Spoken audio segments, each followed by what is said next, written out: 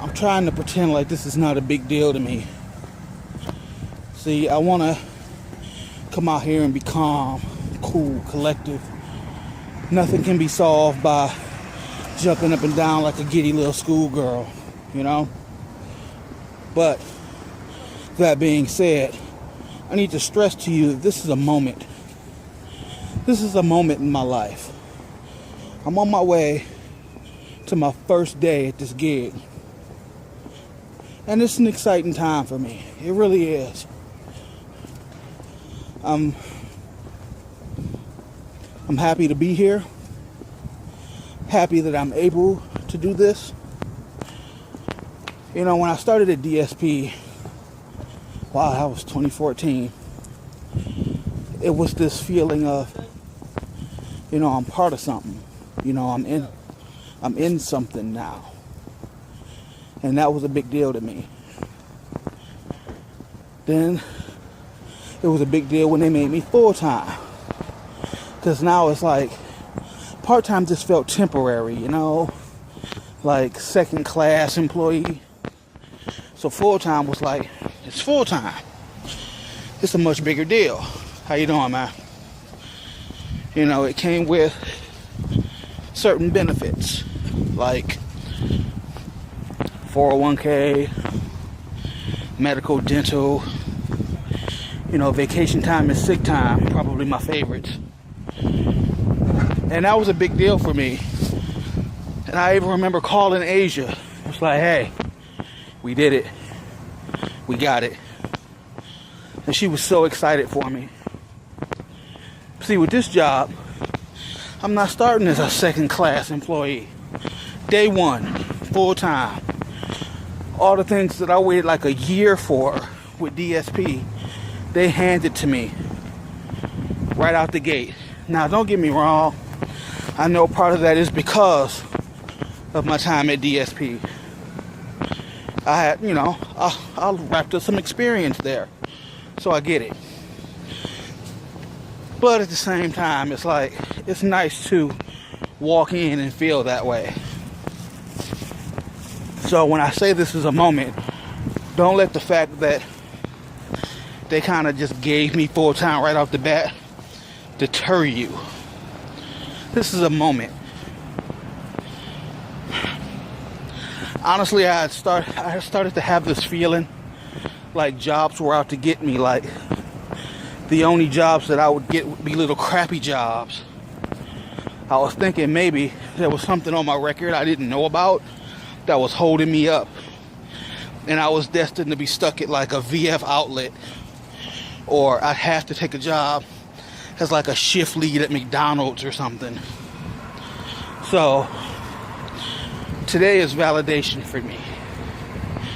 Today, this is a moment for me. It's a real job. Something that I can grow with, expand on.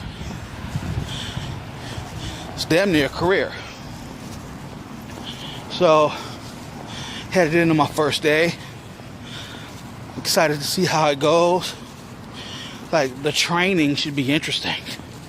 Like, okay, we need you to stand here, wave at the trains, answer customer questions. I could do that.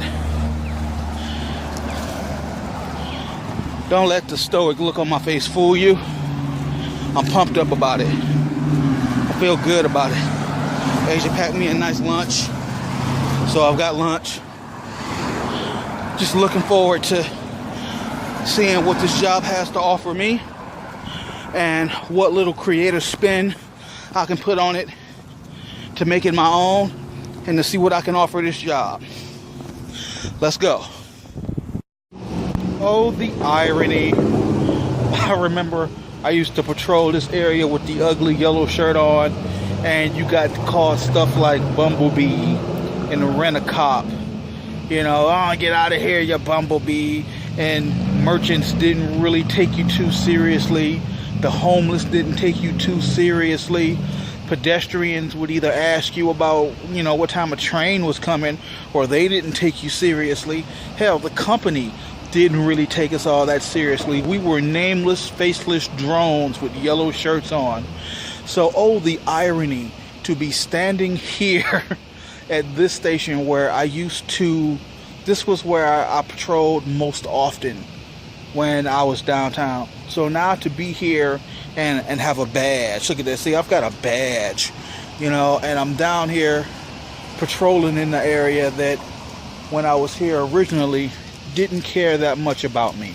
Sad, isn't it? Good evening, ma'am. Hi, good evening.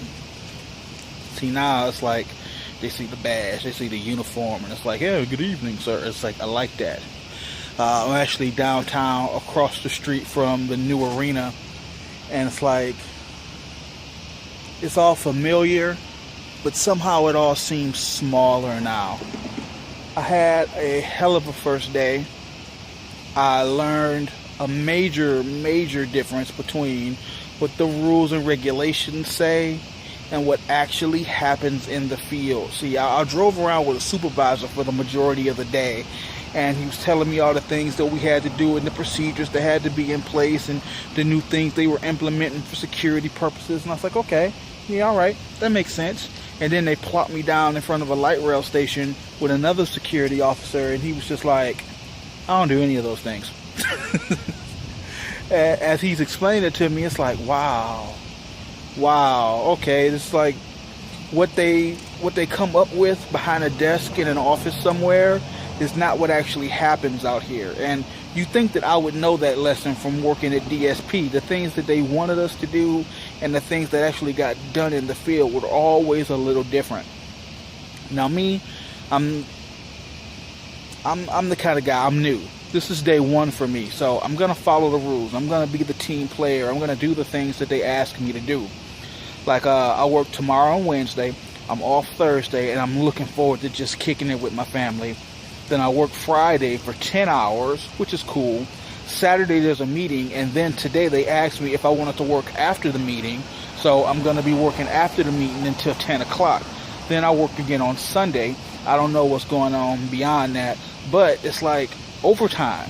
It's like I worked at DSP for a year and a half. I got overtime once for 2 hours for a special event. But now here it is, they just like, hey, you need some hours? I got you.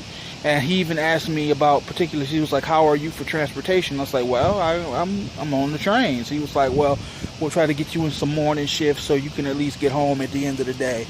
I appreciate that. That's real nice.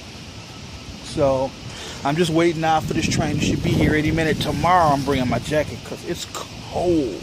Like, damn. But anyway, I'm headed home. I got my wife and my kid waiting for me. I'm tired. I'm going to go home, get me some chili, curl up with my woman, and do all this again tomorrow.